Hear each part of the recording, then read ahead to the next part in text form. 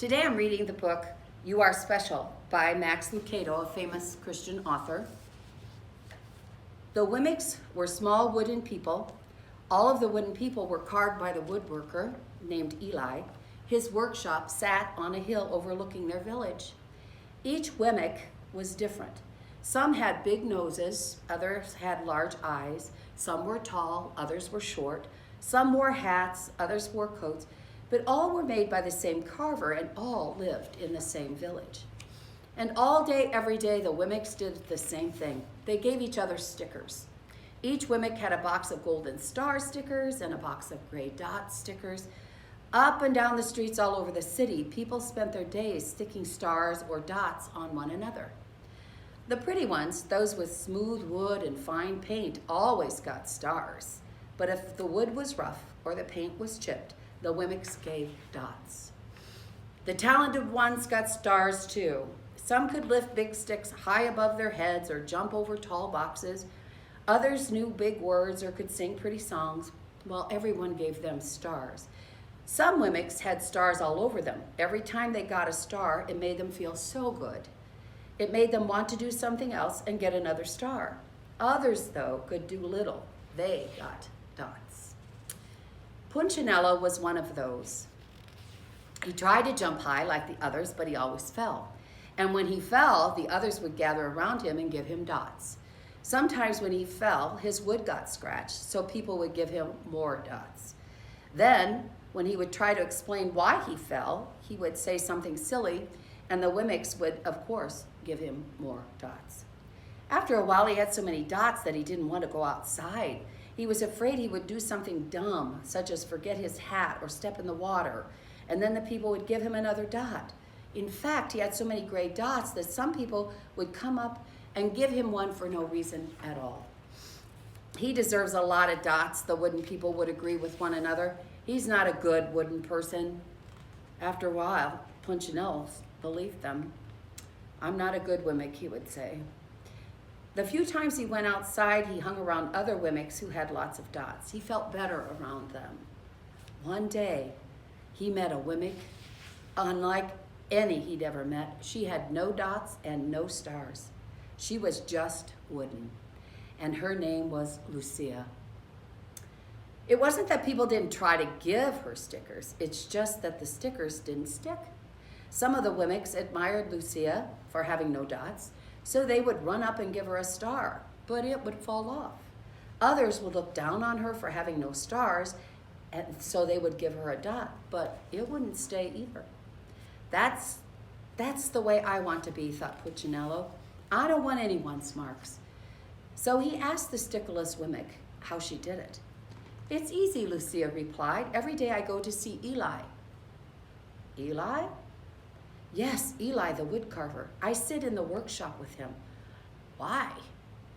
Why don't you find out for yourself? Go on up the hill, he's there. And with that, the Wemmick who had no stickers turned and skipped away. But will he want to see me? Punchinello cried out. Lucia didn't hear. So Punchinello went home. He sat near a window and watched the wooden people as they scurried around giving each other stars and dots. It's not right, he muttered to himself, and he decided to go see Eli. He walked up the narrow path to the top of the hill. He stepped into the big shop. His wooden eyes widened at the size of everything. The stool was as tall as he was. He had to stretch on his tiptoes to see the top of the workbench. A hammer was as long as his arm. Punchinello swallowed hard. I'm not staying here, and he turned to leave. Then he heard his name. Punchinello? The voice was deep and strong. Punchinello stopped. Punchinello? How good to see you. Come, let me have a look at you. Punchinello turned slowly and looked at the large bearded craftsman. You know my name? Said the little Wemmick. Of course I do. I made you. Eli stooped down and picked him up and sat him on the bench. The maker spoke thoughtfully as he looked at the gray dots.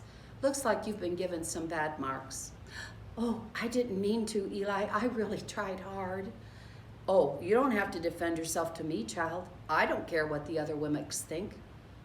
You don't? No, and you shouldn't either. Who are they to give you stars or dots? They're Wemmicks just like you.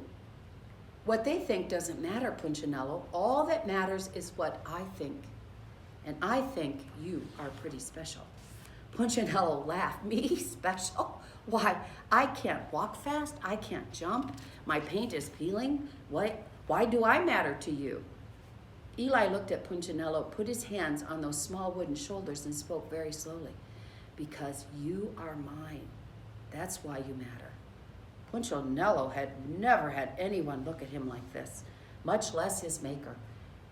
He didn't know what to say. Every day, I've been hoping that you would come, Eli explained. I came because I met someone who had no marks, said Punchinello. I know. She told me about you. Why don't the stickers stay on her? The maker spoke softly. Because she decided that what I think is more important than what they think. The stickers only stick if you let them. What? The stickers only stick if they matter to you. The more you trust my love, the less you care about their stickers. Oh, I'm not sure I understand. Eli smiled. You will, but it will take time. You've got a lot of marks.